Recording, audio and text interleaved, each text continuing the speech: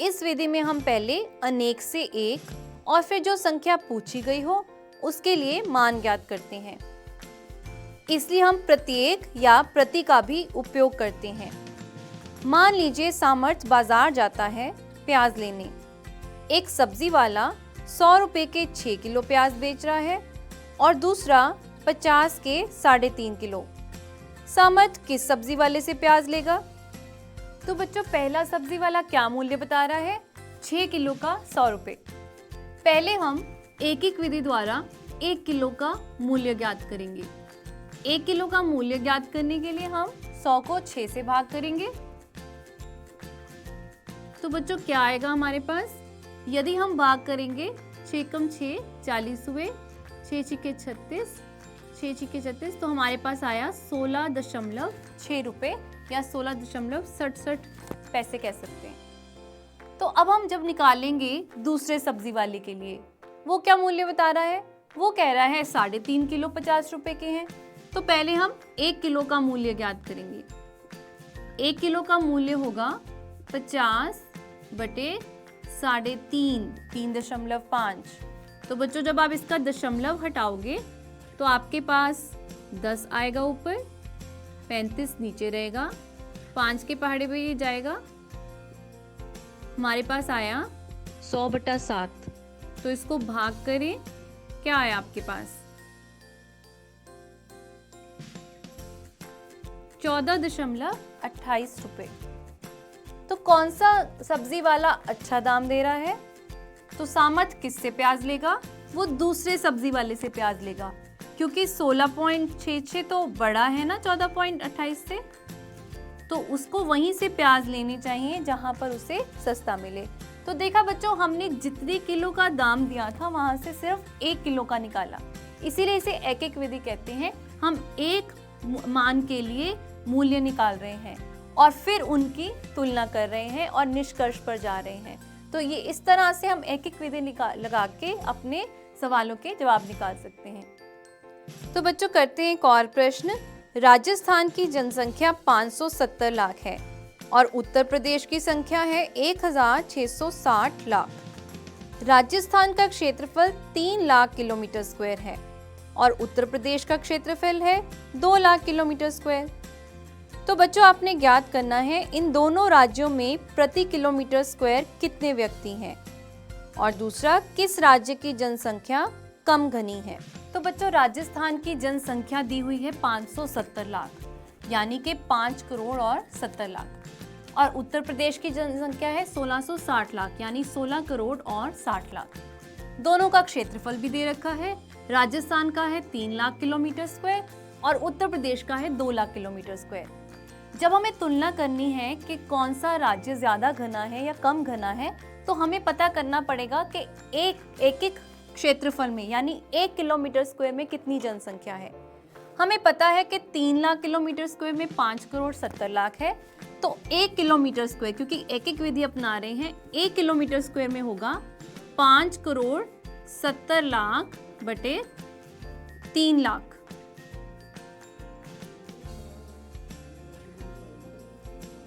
शून्य कट जाएंगे तो हमारे पास आया 190। तो 1 किलोमीटर स्क्वायर में 190 लोग रहते हैं राजस्थान में। आइए पता करते हैं उत्तर प्रदेश में। उत्तर प्रदेश में 1 किलोमीटर स्क्वायर में जब हम एक एक विधि लगाते हैं तो ये 16 करोड़ 60 जो हैं उनको भाग करेंगे 2 लाख से, तो शून्य हुए कैंसिल। तो हमारे पास हुए 830 लोग। राजस्थान में 1 किलोमीटर स्क्वायर में 190 लोग रहते हैं और उत्तर प्रदेश में 830 लोग। तो कहाँ की जनसंख्या ज्यादा घनी हुई? उत्तर प्रदेश की। और किसकी कम घनी हुई? राजस्थान की। तो हम कह सकते हैं कि राजस्थान जो राज्य है वो कम घना है। तो देखा बच्चों कैसे हम एक एक विधि लगाकर अपने निष्कर्ष पर पहुंच गए। तो आइए बच्चों राशियों की तुलना करने की एक और विधि देखते हैं, वो है प्रतिशतता द्वारा। प्रतिशत उन भिन्नों का अंश होता है जिनका हर 100 होता है। प्रतिशत शब्द लैटिन भाषा के एक शब्द परसेंटम से लिया गया है, जिसका अर्थ है प्रति 100। प्रतिशत को इस चिन्ह द्वारा प्रदर्शित किया जाता है, जिसका अर्थ है 100वां। 1% का अर्थ है 100 में से 1 अथवा 100वां हिस्सा। तो हम लिख सकते हैं 1% बराबर 1/100 बराबर 0.01। प्रतिशतता द्वारा तुलना कैसे करते हैं, आइए उसके लिए एक प्रश्न करते हैं। अनीता ने 400 में से 320 अंक प्राप्त किए। रीटा ने 360 में से 300 अंक प्राप्त किए। आपके अनुसार किसका प्रदर्शन अच्छा था? तो बच्चों, अनीता ने पाए हैं 320 अंक कुल 400 में से और रीटा ने पाए हैं 300 अंक 360 में से। पहले इनको हम प्रतिशत में बदलते हैं। प्रतिशत का मतलब होता है 100 में से, तो इस भिन्न को हम 100 से ही गुना करेंगे और 100 से भाग। हम भिन्न को बदल नहीं सकते, इसीलिए हमने गुना भी करा है, भाग भी, ताकि वो असल में वही भिन्न रहे। ये बटा 100 जो है, ये वाला, इसको हम प्रतिशत के चिन्ह में बदलेंगे, क्योंकि हमें पता है 1/100 क्या होता है, प्रतिशत। बाकी को हम हल करते हैं। 0 से 0 गया, 0 से 0, 4 8 32 0, तो ये बन गया 80%। तो अनीता के आए हैं 80% अंक। अब जरा रीटा के अंकों के बारे में विचार करते हैं। रीटा ने पाए हैं 300 अंक 360 में से।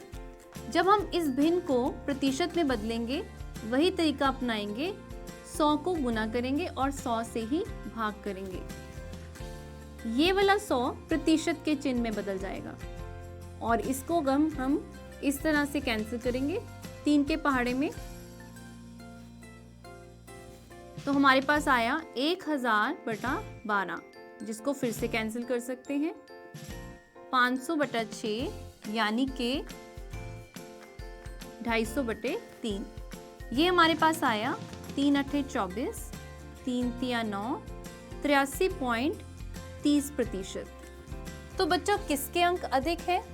निश्चय ही, क्योंकि 80% छोटा है 83.3% से, तो रीटा के अंक अधिक हैं और अनीता के अंक कम है। तो बच्चों, इस तरह प्रतिशत में बदलने से हम राशियों की तुलना बड़ी आसानी से कर सकते हैं। तो बच्चों, हमने किया है कि भिन्नों को प्रतिशत में कैसे बदलते हैं, लेकिन अभी हम तुलना करते हैं कि 2 अलग प्रकार के भिन्नों को जब हम प्रतिशत में बदलते हैं तो किस तरह का प्रतिशत आता है। जब हमने एक उचित भिन्न लिया, जैसे कि 1/3, इसको प्रतिशत में बदलना है तो 100/100 या फिर सीधा 100% लिख सकते हैं। तो हमारे पास आया 100/3%, यानी कि 33.3%। अब हमने यहाँ लिया है एक विषम भिन्न, जहाँ पे अंश जो है वो हर से बड़ा है। तो इसको जब प्रतिशत में बदलेंगे तो हमारे पास कुछ इस तरह आया। ये हम भाग कर सकते हैं। हमारे पास आया 125%। बच्चों, आप कुछ और उदाहरण लेकर भी देख सकते हैं कि जब हमारे पास एक उचित भिन्न होता है और उसे हम प्रतिशत में बदलते हैं तो प्रतिशत हमेशा 100% से कम आता है, और जब हमारे पास एक विषम भिन्न होता है उसे प्रतिशत में बदलते हैं तो वो हमेशा 100% से अधिक आता है। तो बच्चों, हमने सीखा था कि भिन्नों को कैसे प्रतिशत में बदलते हैं। अब हम देखते हैं कि दशमलव को कैसे प्रतिशत में बदलते हैं। लेते हैं एक उदाहरण। एक दशमलव लेते हैं 0.05, इसको हमने प्रतिशत में बदलना है। प्रतिशत में बदलने के लिए हम क्या करते हैं, हम जिस तरह से भिन्न को प्रतिशत में बदला था तो 100% से गुना किया था, याद है आपको? तो उसी तरह इसको भी हम 100% से गुना करेंगे, क्योंकि ये प्रतिशत जो है वो बटे 100 के लिए है। आपको पता है, जब भी किसी दशमलव संख्या को 10, 100 या 1000 से गुना करते हैं तो दशमलव आगे जाता है। कितने स्थान आगे जाता है? जितने इसमें शून्य हैं, क्योंकि यहाँ पे 2 शून्य हैं तो ये 2 स्थान आगे जाएगा और हमें मिलेगा 5.0। लिख भी सकते हैं, नहीं भी लिख सकते हैं, वो भी 5 ही कह सकते हैं उसको। तो हमारा उत्तर आया 5%। तो बच्चों, एक प्रश्न करते हैं।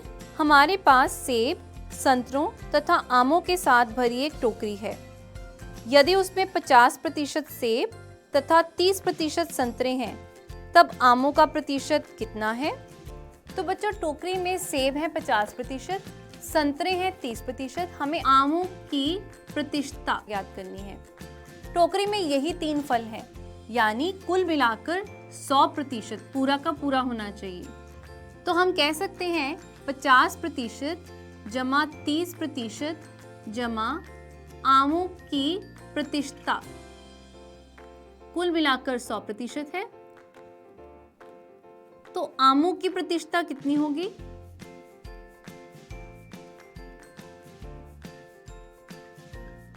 वे होगी 100% माइनस 50% माइनस 30%, यानी 100 में से 80 घटाए यानी कि 20%।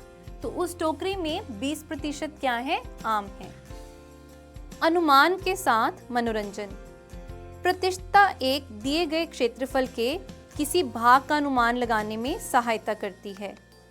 इस आकृति को 4 बराबर हिस्सों में बांटा गया है, जिसमें से 3 भागों को छायांकित किया गया है।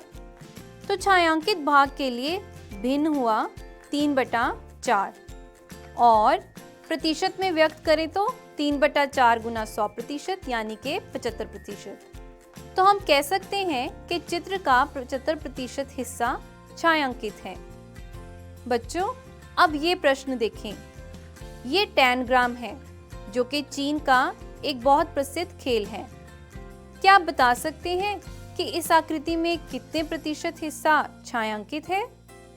कोशिश करिएगा। प्रतिशतता की व्याख्या। आइए बच्चों, अब हम देखेंगे कि प्रतिशतता हमारे दैनिक जीवन में कैसे उपयोगी है। सबसे पहले हम सीखेंगे प्रतिशतता को संख्या में कैसे बदलें। लेते हैं एक उदाहरण। मीता अपने सफर का 40% बस से तय करती है। यदि सफर की कुल दूरी 500 किलोमीटर है, तो बस द्वारा तय की गई दूरी ज्ञात कीजिए। मीता ने जो बस द्वारा तय की है दूरी, उसको अगर प्रतिशत में लिखें तो वो 40% है। कुल दूरी है 500 किलोमीटर। हमें ये पता करना है कि बस द्वारा जो तय की गई दूरी है वो किलोमीटर में कितनी है, यानी हमने प्रतिशत से संख्या तक जाना है।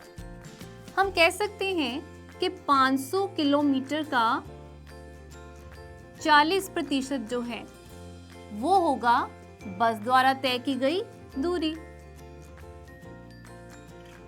अब हम ये कैसे निकाल लेंगे? 500 किलोमीटर का 40% यानी 500 को गुणा करेंगे 40% यानी 40/100 से। कुछ इस तरह हल करेंगे तो हमारे पास आया 50 गुना 4 यानी कि 200 किलोमीटर। इसका मतलब बस द्वारा तय की गई दूरी कितनी हुई? 200 किलोमीटर। तो इस तरह हमारे पास जो राशि थी, जो प्रतिशत में दे रखी थी, वहां से हम किलोमीटर में पहुंच गए, यानी संख्या तक पहुंच गए। बच्चों, आपके लिए एक प्रश्न है। किसी क्षेत्र में 15,000 मतदाताओं में से 60% ने मतदान में भाग लिया। ज्ञात कीजिए कितने प्रतिशत ने मतदान में भाग नहीं लिया। क्या आप ज्ञात कर सकते हैं कि वास्तव में कितने मतदाताओं ने मतदान नहीं किया? बच्चों, ये आप खुद करेंगे। मैं आपको एक संकेत देती हूँ। जितने लोगों ने मतदान दिया और जितनों ने नहीं दिया, कुल मिलाकर वो कुल जनसंख्या होनी चाहिए, यानी कि 100%। तो जितनों ने मतदान नहीं दिया वो कितने होंगे? वो होंगे 40%। तो आपने क्या करना है? 15,000 का 40% निकालना है। आइए अब एक और प्रश्न करते हैं। एक ऐसा प्रश्न जहां जिस राशि को प्रतिशत में दे रखा है उसे संख्यात्मक रूप में भी दे रखा है, लेकिन कुल राशि नहीं पता। प्रश्न है, यदि माला अपनी आय का 40% बचाती है और उसकी महीने की 20,000 रुपए की बचत है, उसकी कुल कमाई कितनी है?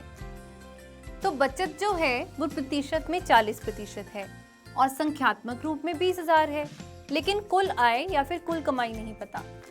लेकिन ये 40% किसका है? कुल आय का। तो हम कह सकते हैं आय का 40% जो है वही बराबर है 20,000 के। तो इसका मतलब गुणा करेंगे 40/100 से और हमारे पास आएगा 20,000। तो आय कितनी हुई या फिर कुल आमदनी कितनी हुई? वह हुई 20,000 गुना 100/40। तो कुछ इस तरह से हल निकालेंगे। शून्य को शून्य से हम कैंसिल करेंगे। 4 एकम 4, 4 5 20, पीछे आए 3 शून्य, तो हमारे पास आया 50,000 रुपए। तो इसका मतलब माला की कुल आय या फिर कुल कमाई है 50,000 रुपए। तो बच्चों मैं आपको एक प्रश्न देती हूँ, यदि x का 90% 315 किलोमीटर है तो x का मान क्या होगा? आपके पास 4 विकल्प हैं, 325 किलोमीटर, 350 किलोमीटर, 405 किलोमीटर और 340 किलोमीटर। तो बच्चों ये आप खुद करिएगा और सही उत्तर बताइएगा। आइए सीखते हैं अनुपात को प्रतिशत में कैसे बदलें। बच्चों आपने कभी इडलियां बनाई हैं? रीना की मम्मी ने उसे बताया कि इडलियां बनाने के लिए उसे 2 हिस्से चावल और 1 हिस्सा उड़द की दाल चाहिए। ऐसे मिश्रण का कितने प्रतिशत हिस्सा चावल और कितने प्रतिशत हिस्सा दाल है? तो बच्चों चावल और दाल का अनुपात क्या है? 2:1। 2 हिस्से चावल और 1 हिस्सा दाल। तो कुल हिस्से कितने हुए बच्चों? कुल हिस्से हुए 2 जमा 1 यानी कि 3। तो इसका मतलब चावल के लिए अनुपात क्या होगा? वह होगा 2/3, यानी कि कुल 3 हिस्सों में से 2 हिस्से चावल हैं। उसी तरह हम कह सकते हैं कि दाल के लिए क्या अनुपात होगा? वह होगा 1/3, यानी हर 3 हिस्सों में से 1 हिस्सा दाल है। अब हमने इनको प्रतिशत में बदलना है। चावल के लिए प्रतिशतता कैसे निकालेंगे? 2/3 गुना 100%, जैसे कि हम भिन्न संख्याओं में निकालते थे। तो हमारे पास आया 200/3%, जिसको हम कुछ इस तरह भी लिख सकते हैं, 67 2/3%। अब निकालते हैं दाल के लिए प्रतिशतता। अब हमारे पास आया 1/3 गुना 100%, यानी कि 100/3%, यानी कि 33 1/3%।